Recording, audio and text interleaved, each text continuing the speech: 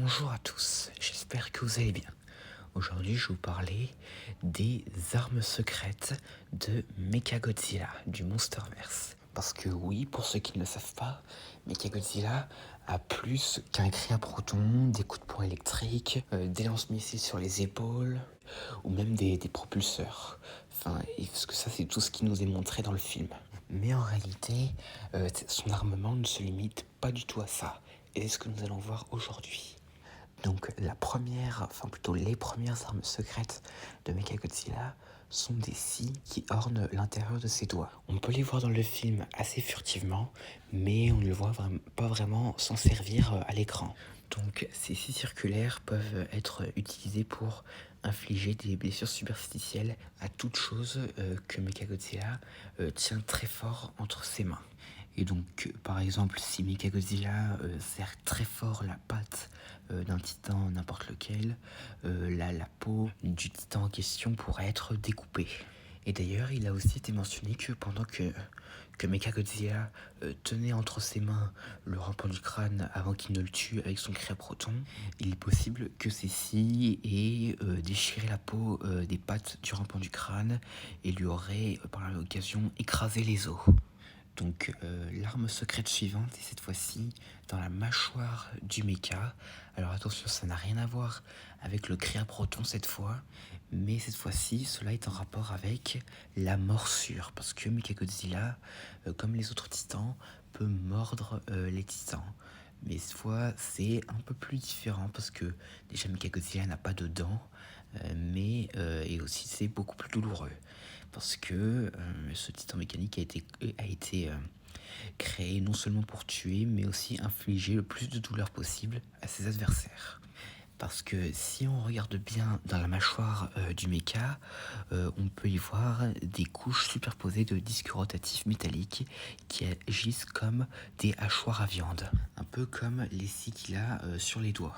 Cependant, il y a ici plus de surface que les scies au niveau des doigts, parce que cela pourrait lui permettre déjà de coincer un membre, enfin par exemple un bras d'un titan entre ses mâchoires, et le mouvement de broyage décollerait littéralement la peau, avant d'extraire la chair de l'os. Enfin, si vous voulez, la mâchoire de Mechagodzilla, c'est un peu un espèce de broyeur industriel. Et donc du coup, cela pourrait causer une énorme douleur au titan en question qu'il prend. Et heureusement qu'il n'a pas fait ça à Godzilla et Kong, parce que là sinon, les deux auraient beaucoup souffert. Et d'ailleurs, cela aurait causé plutôt une quantité irrécupérable de traumatisme mental pour la victime. Alors, la capacité suivante, cette fois-ci, c'est en rapport avec ses plaques dorsales. Alors, comme on le sait, chez Godzilla, ces plaques dorsales lui servent à beaucoup de choses, comme pour communiquer ou pour intimider.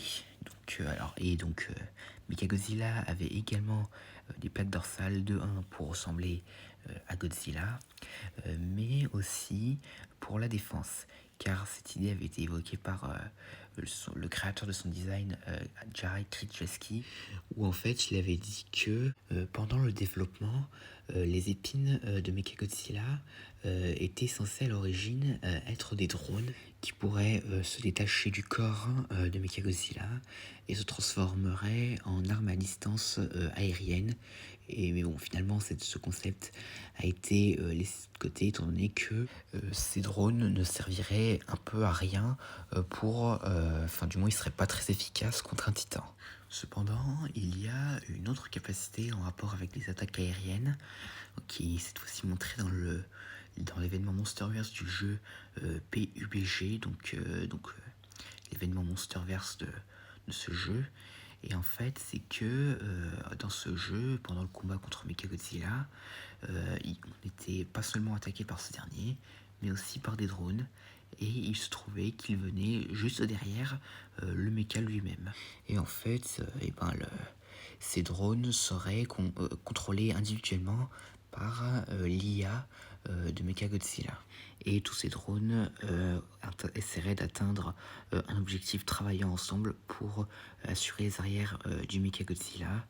Et en fait, Mechagodzilla pourrait par exemple les utiliser comme une distraction pour d'autres titans ou comme pour combattre toute créature sbire que les titans adversaires pourraient commander. Genre si Mechagodzilla faisait genre face à Camazotz, et ben il pourrait se servir de ses drones pour attaquer les sbires. Et d'ailleurs, ces drones sont équipés de mitrailleuses qui tiraient sur des cibles individuelles, comme par exemple le joueur dans PUBG. Et donc, au lieu d'avoir les plaques dorsales qui se transforment en drones, cette version de Mechagodzilla pourrait déployer plusieurs drones individuels pour éliminer des cibles plus petites que le Mechagodzilla ne peut pas atteindre, tandis qu'il se concentre sur son objectif principal. Et la dernière capacité qui est cette fois-ci un peu plus discrète que les autres, c'est qu'en fait Mechagodzilla peut en fait tirer des missiles un peu comme ceux qu'il a sur ses épaules, mais cette fois-ci depuis son ventre. Alors c'est quelque chose qui n'est pas visible dans le film, mais dans les fonctionnalités bonus et le SCH dans Figurine Monster Arts.